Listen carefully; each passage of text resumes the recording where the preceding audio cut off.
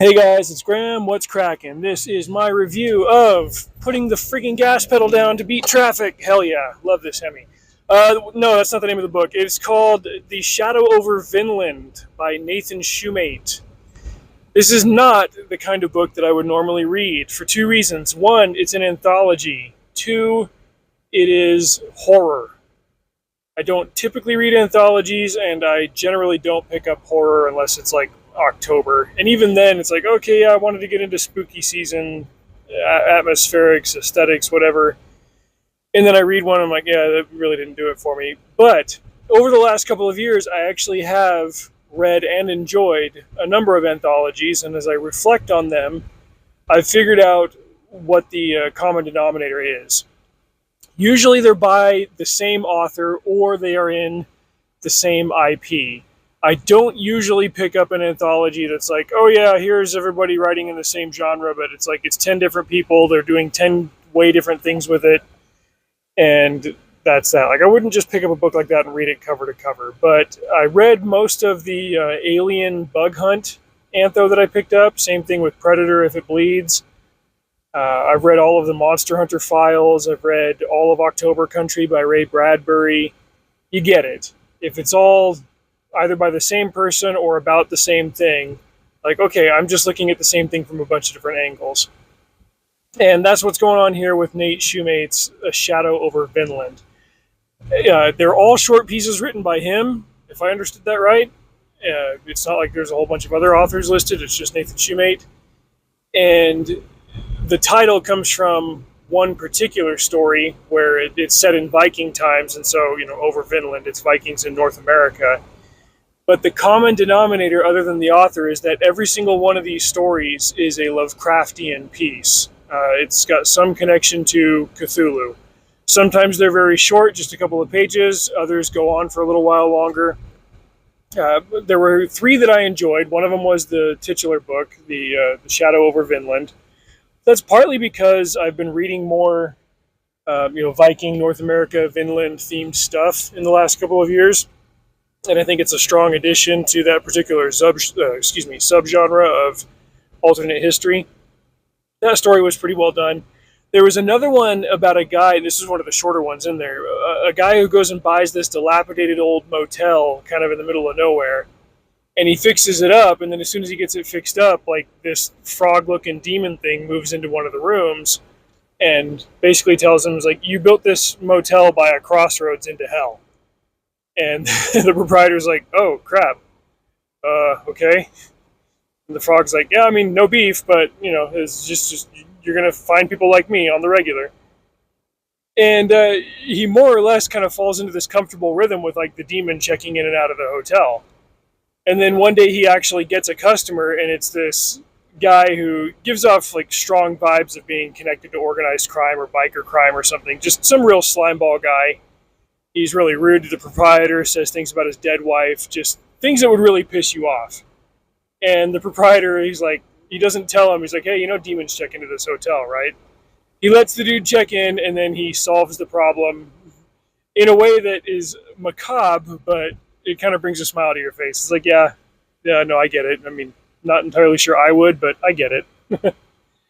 I think the most powerful story, though, was the one that he saved for the very last. And this is, I won't really describe it. I guess I can tell you what the pitch of it is. Basically, it's like a reverse rapture. Like, what happens if the Elder Gods awake, the Cthulhu-type gods awake, the old squid gods in the sky, and they already scour the earth and, like, destroy most of humanity, and there are just unspeakable, untold horrors that are roaming the remaining wasteland on the planet, blah, blah, blah. But there are a couple of survivors of humanity left, and they've got to be careful with how they navigate this horrorscape. And one guy ends up becoming the leader of a small band that he's managed to take from place to place, and they're able to survive off of canned food or whatever. But in order to make a good choice for a lot of people, he's got to occasionally make a bad choice for a few people. That's all I'm going to say. The way that it's presented, it reminds you, like, no, this is a horror novel. It's not just about, like, oh, people in a bad situation, but they get to come out of it morally unscathed. they get to make the right choices. It's like, no, this is a terrain ruled by evil gods, and they force you to do evil things. But if you try to be a good person, you've got a moral framework that compels you to try to be a good person. You've got to figure out what kind of choices you would make in that moral hellscape. And so when the revelation comes at the end as to what this guy is doing, you're like, ooh, who damn. But I think that captures the essence of what horror should be. Generally, when I've read horror before, it's usually like, oh, a big scary monster happens and pops up and everybody dies and blah, blah, blah. It's like, that's just body count slasher stuff, whether it's gore or just meant to like scare you or whatever. It's like, there's really no point. It's just, hey, let's lead you to a dark place and there's no way out of it. I think real compelling horror should have like mind-bending, gut-wrenching questions that it asks you. It should have like real rough consequences.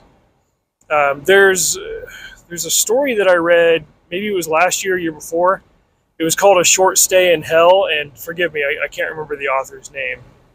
But it was the same thing. Like, it was, what would be the most terrifying depiction of hell that you could think of? It wouldn't be some Hieronymus Bosch type painting where it's like, oh, it's fire and brimstone and everybody's in agony and everybody's getting ripped apart forever and ever. It's like, no, the scenario that he comes up with is freaking way scarier than that.